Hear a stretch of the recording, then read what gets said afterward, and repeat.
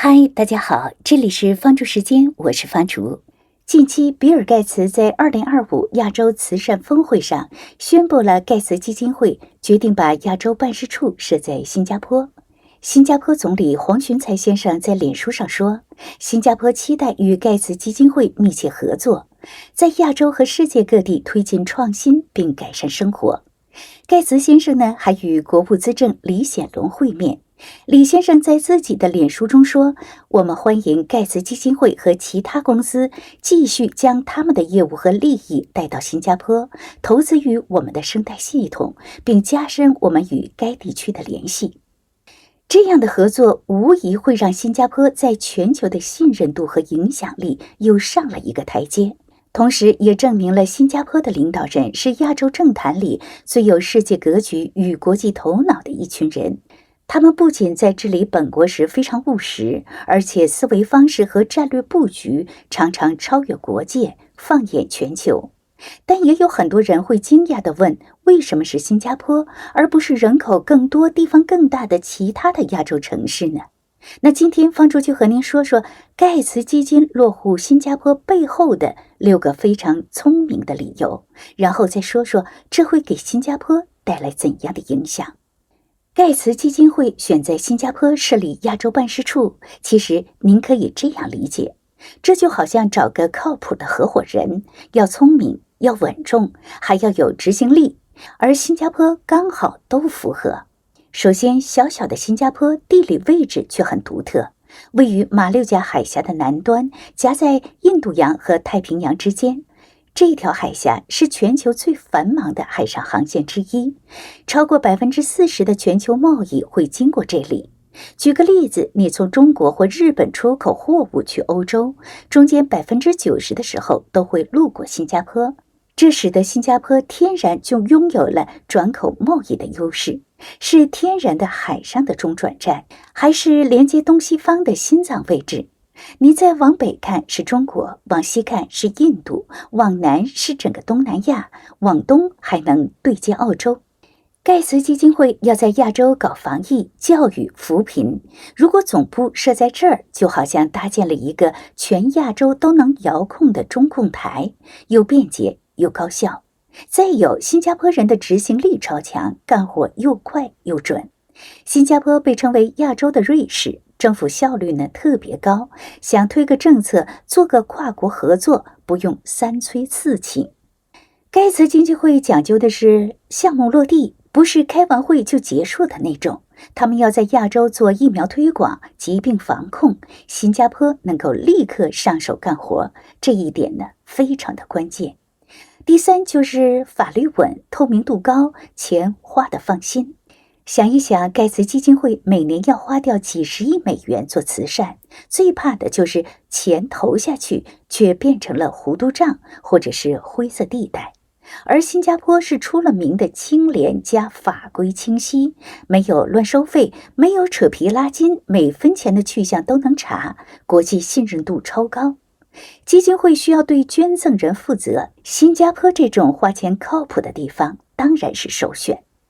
第4点就是人才聚集，思维升级快。新加坡虽小，但大学科研机构、智库全都密集得很，什么南洋理工、国大、杜克、NUS， 还有联合国 WHO 等国际组织办事处都在这儿附近的圈圈中。换句话说呢，盖茨基金会在新加坡一落地，立马就能和各路高手头脑风暴，搞联合研究、开国际会议，一点都不费力。第5点也是很关键的一点，就是新加坡愿意当区域实验室。新加坡政府很开放，几乎是全球最欢迎外资的国家，对数据与科技和人才开放，愿意尝试新政策、新科技，也愿意当试点国家。比如盖茨基金要试一个数字医疗方案，或者是新的教育方法，新加坡会说行，我们可以先来一轮试验。这种合作意愿是很多大国没办法比的，既有理性判断，又有冒险勇气，这要给新加坡历届领导人集体点个赞。第6呢，就是文化兼容，沟通无障碍。新加坡官方语言之一呢是英语，但大部分人呢也能讲中文，对于盖茨基金会来说，这就是沟通成本接近于零。不光是开会顺畅，连和本地社区志愿者合作也完全没有隔阂。总结来说，新加坡真的很懂怎么让全世界人都放心。你想想，如果你是一个跨国基金，拿着全球的钱来亚洲干大事儿，你最怕什么？政治不稳、法规混乱、项目被卡、人才流失、资源被贪，这些事儿在很多国家都有可能发生。但新加坡几乎是亚洲最好合作、讲规矩、效率最高的地方。一句话总结一下，它是亚洲最像西方的地方，但又有亚洲的效率。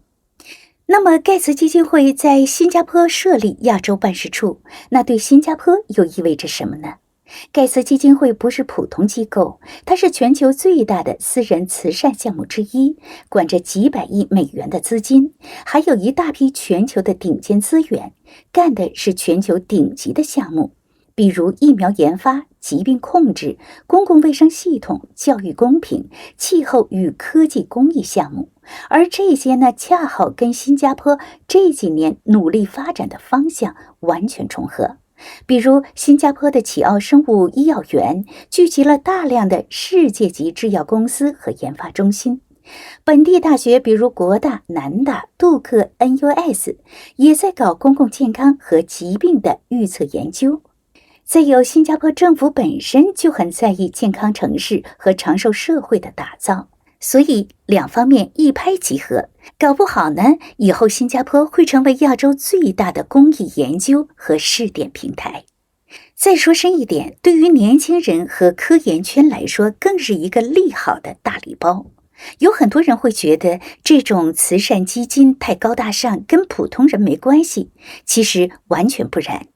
基金会到新加坡会带来大量的国际科研项目，招聘本地人才、研究助理，提供各种奖学金资助计划，推动大学和国际科研机构的深度合作，提升本地科研成果的全球影响力。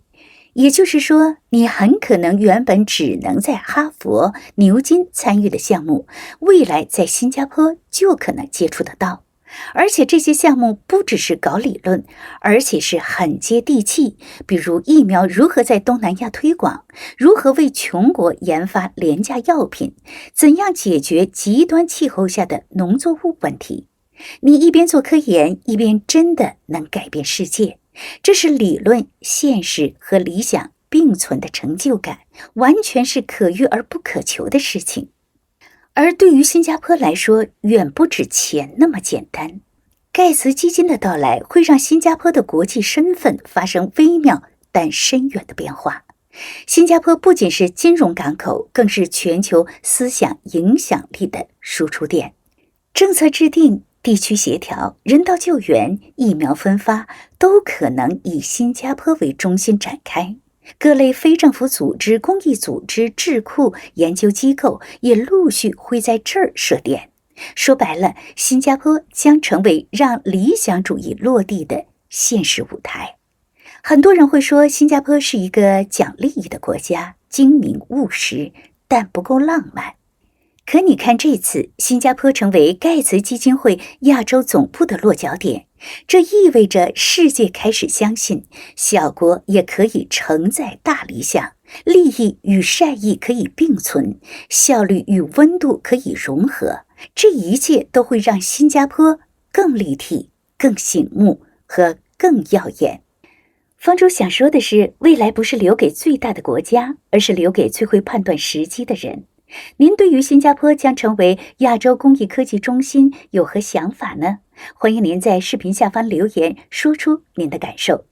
这里是方竹时间，我是方竹。如果您喜欢方竹的节目，就请您点赞、订阅、转发和留言方竹时间，这是您对我最大的支持。方竹祝您好运好心情，我们下次节目见。